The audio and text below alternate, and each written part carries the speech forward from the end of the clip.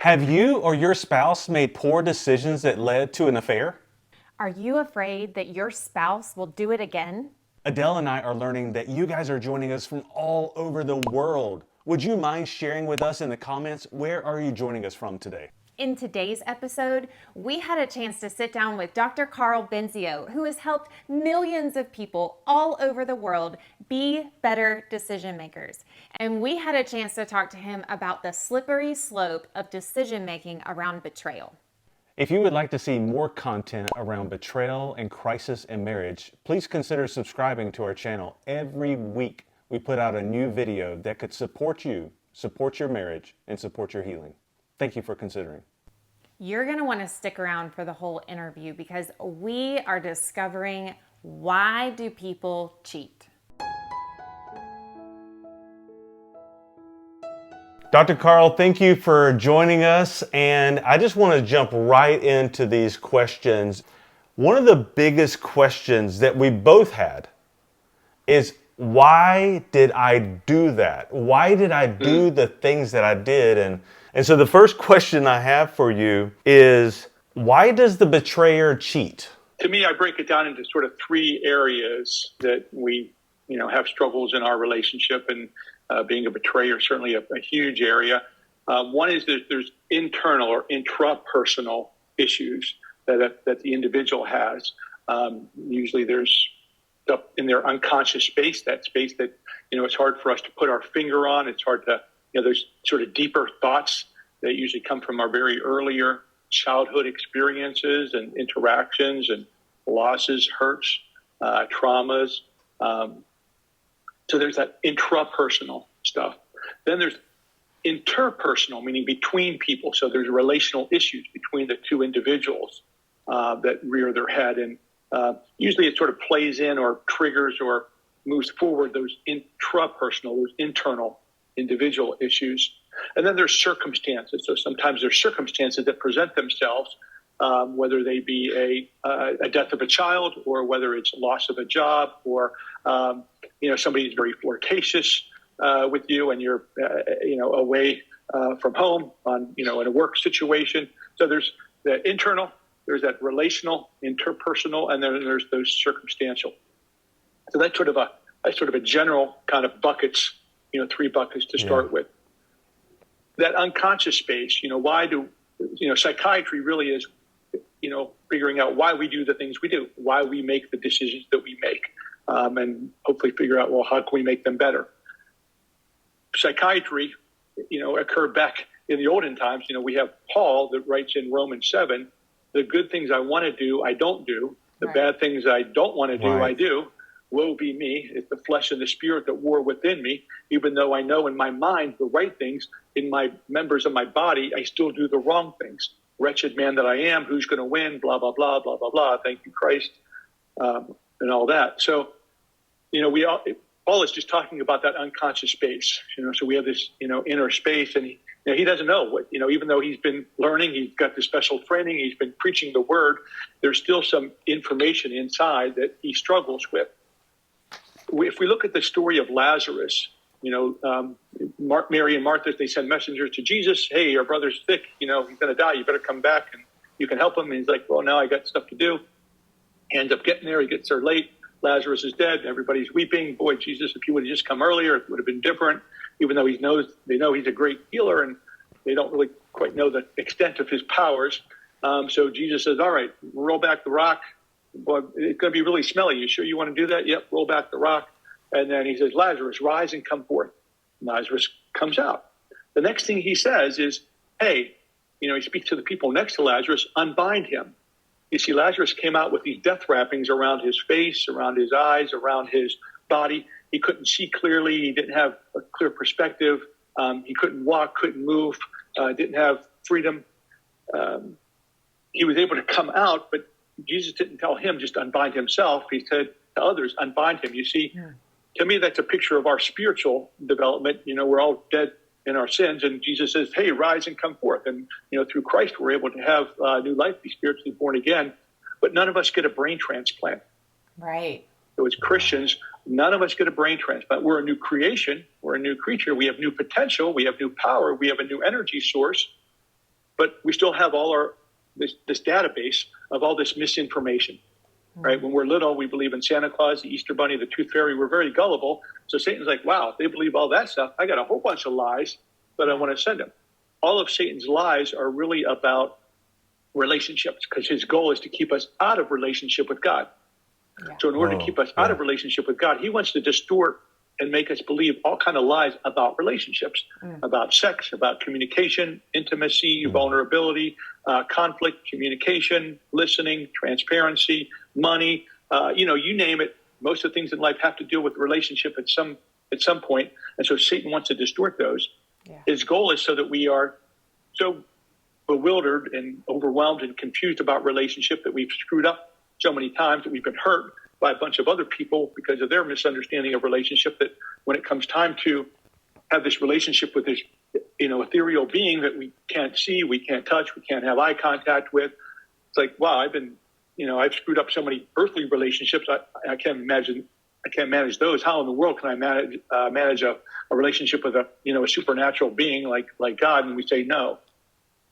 Thankfully, through Christ, God makes it really easy for us to enter into relationship with them. So Satan's second goal, if I can't keep them out of relationship with God, I want to mess them up about relationships so much that they don't have good relationships with themselves, good relationships with each other, and not a great relationship with God, so that they can't be salt, light, and they're dysfunctional and they lead other people astray in their process. And so we all have this misinformation that we're trying psychologically to mature and spiritually to sanctify and purge the misinformation with the right information. So, your original question, well, why do we make these kind of decisions? Well, we all have some illogical information inside our memory banks in that database. And whenever a particular situation comes up in our present life, we don't just impulsively jump into a decision. We sort of search all our unconscious stuff, and we're searching through all the files and all the data points and everything we've learned, everything we experienced. And we're like, wow, what information is pertinent to this situation so I can figure out what's going on now and make a good, healthy decision with it. Well, we're bringing up some good information, but because we need unbinding and we have so much crap, just those death wrappings of Lazarus, it's like our psychological baggage. We have all the psychological baggage that we need unbinding from. Some of us do a little bit of that. Most of us don't do very much of that through the course of our life, unless something really significant happens that says, hey, you got to figure out what's going on inside. We have all this misinformation. So we have this great processor of a brain that God has given us, and we just process the information that's stored there to spit out a decision. So I don't know, maybe your listeners might be a little younger than me, but in my day, it was the saying garbage in equals garbage out whenever we had computers. So we all have some garbage stored there. We're processing, bringing up that garbage, and now some of our decisions are going to be, like Paul says, the good things I want to do, I don't. The illogical things I don't want to do, I do. Woe be me. It's because we have illogical data that is surfacing in that particular situation, and now we're using that data to make this inappropriate decision. A real clear example that we see of that is at the Last Supper.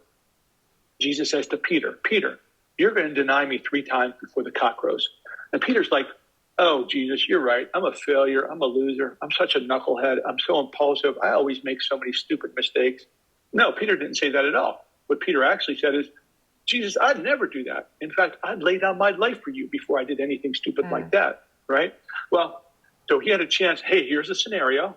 Here's this woman. Here's this pornography. Here's this whatever. What are you going to do? Oh, I'd never look at that. I'd never go out with that person. I'd never have sex with that person. I'd never go into a hotel room or a car or a whatever, at 12:30 at night with that person. Well, he had a chance to rehearse his response, but then a few hours later, because of these emotions, this unconscious stuff, his fear, his worry about persecution or torture or physical pain, or he's number 3 on the Jewish hierarchy. Now he's going to drop to number 5,279. We don't know what was going on inside, but some of that stuff in his unconscious space reared its ugly head. He processed it, and now that totally illogical answer that he thought he would never give now is the one he's giving. And all the logical answers that he rehearsed just a few hours earlier is like totally distant in his mind, and he's choking big time. And then as he's walking away, he realizes, oh, man, I just totally choked. I just vowed I would never do that just a few hours ago, and now I'm doing the very thing that I said I would never do. Whether it's, an affair, whether it's, having that extra donut, whether it's, taking things from work, whether it's, gossiping or bad. I mean, we all have areas that we deny Christ, right, on a daily basis instead of making him our number one and worshiping him and all his teachings. We all have, on a daily basis, things that we do. Some are, minor in the scope of what are big whopper sins, and some are big whopper sins that are significant destruction and consequence for us and the people around us. I've heard that theme a lot in couples we've worked with, as well as our own, of this will never happen to my marriage. Is it the pride that creates the fall in that area? I don't know if it's pride as much as just ignorance. Okay. We all assume that we have this incredible, because we're, oh, wow, I have a job, I'm gainfully employed, I have a nice wife, I got some, nice kids, I'm in a pretty good situation. Therefore, my foundation is really strong. I have no cracks at all. My house is like a big, strong, sturdy house on a rock-solid foundation. What we don't realize is, like Lazarus being raised from the dead, we all have death wrappings. We all have psychological baggage. We all have issues. We all have cracks in our foundation. Some cracks are major cracks that we've done a nice job sort of ignoring and building around them in some ways. And some have major cracks that they've been rearing their heads for a long time intermittently, right? And we're able to keep that from other people. Sometimes we're even able to keep it from ourselves. And so I think most people are just really ignorant and unaware of how many cracks they have and how close to collapse sometimes, or significant teetering the life that they built can be if one of those cracks, certain winds or certain little minor earthquakes in their life happen. All of a sudden, wow, that little crack just became a huge gaping crack, and now the house that they had been so proud of and thought was going to be so strong and withstand any storm, all of a sudden is ready to collapse. And now they're being tempted, or they're involved in a relationship that is starting to escalate. That 6 months ago I would never done that, but because of they lost their job, or their wife got pregnant, or doesn't look now the same that she used to look before pregnancy, or whatever. There's just so many different triggers that sort of cause that crack to widen, and then a person's life, that life that they've been building, to start to crumble and deteriorate. Yeah.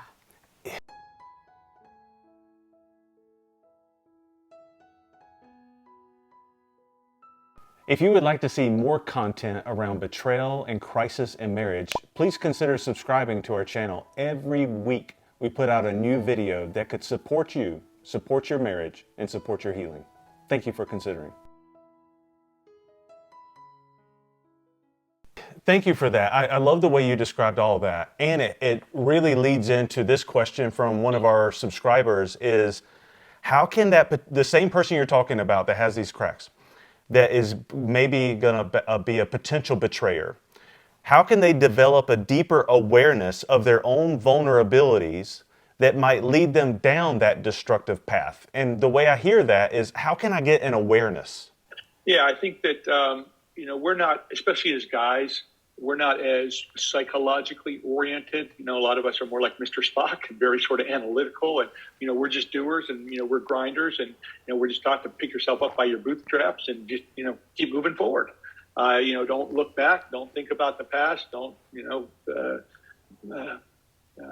obsess about it. Don't beat yourself up about it. Just keep on moving forward. Well, whenever we, play football, we play the game on Sunday. The very first thing you do on Monday is you look at the tapes, and you want to figure out, well, what did we do well? Let's do more of that. What didn't we do well? Hey, let's fix it. And trying to figure out, well, what do we do in our life? How do we really dig deep and do some psychological introspection? How do we develop some self-reflection, some self-awareness to really dig? And for me, decision-making is my passion, my interest. That's what my expertise is, decision-making sciences. And what I like to do, and what I teach my patients to do over these many years of 34 years of being a psychiatrist and helping many people, is I have them do their spiritual devotional time with God in the morning, so they can, connect to God, grow their relationship with God, help develop God's perspective of their life and their situation and these opportunities or adversities that are going to come into their life that day. But then in the evening, how to be able to do what I call a decision-making autopsy, or that time of self-reflection, to take a decision that happened to them that day that didn't work out great, that wasn't the best decision, that they would like to hit the rewind button and say, I'd like to hit the rewind button get another chance to do that differently. So let's take that decision and let's unpack it and wonder, well, what was the situation? What was my perspective of that situation? And then, what were the emotions that came based on that perspective? What were my options? What were the pros and cons of the options? And why did I pick the option that I did? That bad option that I picked, that wrong option, that missed the mark option? Why did I choose that one? Of the other options that were, like Peter, of all the other options that were available to me, why did I pick that one? What was going on deep inside me? What was some of that misinformation? What were some of those experiences or situations in my past that were similar or presented similar feelings to me that I made a wrong decision or might have influenced why I chose this decision as opposed to the myriad of other decisions, probably 3 or 5 other ones that were much healthier than the one I chose? Why didn't I choose those options? Why did I choose this wrong option in the process? And to me, that's where you start to understand a little bit more about, well, what are those lies? What are those deceptions? What's that propaganda? What's that illogical information that's inside that, has been stored there for a long time. But it helps you in a very actionable way, sort of figuring out that information instead of, well, I screwed up. It's sin. It's pride. I'm never going to do that again. I'm going to repent, and I'm going to try better next time. Well, that's a good start, but that doesn't get us down to the nitty gritty of what happened in the situation. So most people don't do self-reflection at all, let alone with any kind of deep sense of actionable kind of process. Most people, like on their birthday, they look back on this last year. Okay, what would I like to work on? Or December 31st, boy, how was 2023? What would I like to do differently in 2024? But it's really hard to do autopsies with that much time in between. Whenever a person dies, we don't wait a year to do an autopsy on the body. We want to do the autopsy immediately as possible because that's when the data is fresh. That's when it's real clear. That's when you can get a lot of good information from that data. So you want to gather the evidence and do the autopsy as soon as possible.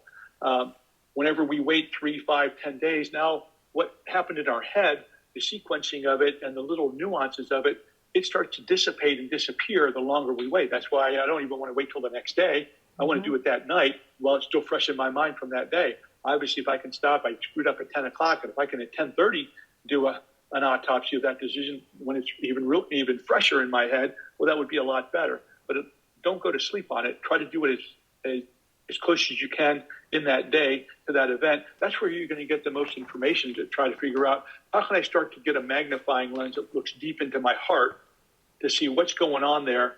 Guard your heart with all vigilance, for out of it flows the wellspring of life. Well, yes. Out of it flows our decisions. Well, what kind of, do we want it to be a life-giving, clean, pure wellspring, or do we want it to be a cesspool, contaminated wellspring? Well, it's based on what's in our heart there. And Satan, like I said in the beginning, he tried to plant so much crap in our heart there for us to be able to utilize that to make decisions. That's what we need to start to uncover, those puzzle pieces. How do we start to flip them out on the table and flip them over, and being able to sort of have a process to dig deep? To me, just using the decisions that I made and that I screwed up in gives me the best information. And as I work with patients, it gives them the best information for them to start to, wow, I didn't really know that situation happened when I was 8 years old, left me with these distorted kind of views of myself, or about relationships, or about women, or about sex, or about power, or about control, or about impulse management, or delayed gratification. I mean, there's so many different areas, right, that we are, have some good information in our files, but we have some really crappy, distorted information because we're like only 7 years old when we're experiencing those things. And so for us to be able to absorb them clearly and accurately, that's a pretty low probability situation. Yeah. I love how Dr. Carl Benzio is talking about needing to be whole and complete in those areas of our life where we get depleted. And he was sharing, when we get depleted, there's more of a chance that temptation is going to come. There's more of a chance I'm going to be a poor decision maker. We have developed this program. It's called Becoming Whole and Complete. It really is a way that we can fill ourselves up physically, mentally, spiritually, and emotionally, the 4 areas of our life. Really dive into my past, why I do the things I do, and that internal struggle sometimes that I have inside. It really helps to become a whole and complete individual so that in our marriage, I don't expect you to complete me. I'm not codependent in any way. And I haven't seen any other course like it. Each session is designed to be short, simple, and digestible. However, it gives you access to lasting healing and tools that will set you up for the duration of your life. And we have spent countless hours and so much money to get to the point of being whole and complete. And you don't have to do that. We want to save you money by having all of these things in the same program for you so that you can become whole and complete starting now. And most recently, some of the feedback we've received about this particular program is that families have been restored, relationships with a father have been restored, relationships with an ex-wife have been restored. This person got their life back. That is what is available for you. This course is one of a kind that will get you access to the freedom you're looking for. So we encourage you, check out the link in the description below and go see if that's right for you today. Hey, wait a minute. Before you click off this video, if you found value in this, would you click the like button for us? Thank you for joining us. And medical school was pretty stressful and a lot of pressure, and just continued to drink, and inappropriate behavior and promiscuity and lame excuses, skipping classes, and ended up spiraling and getting a DUI, and then getting arrested for 6 counts of aggravated assault, and I was in jail.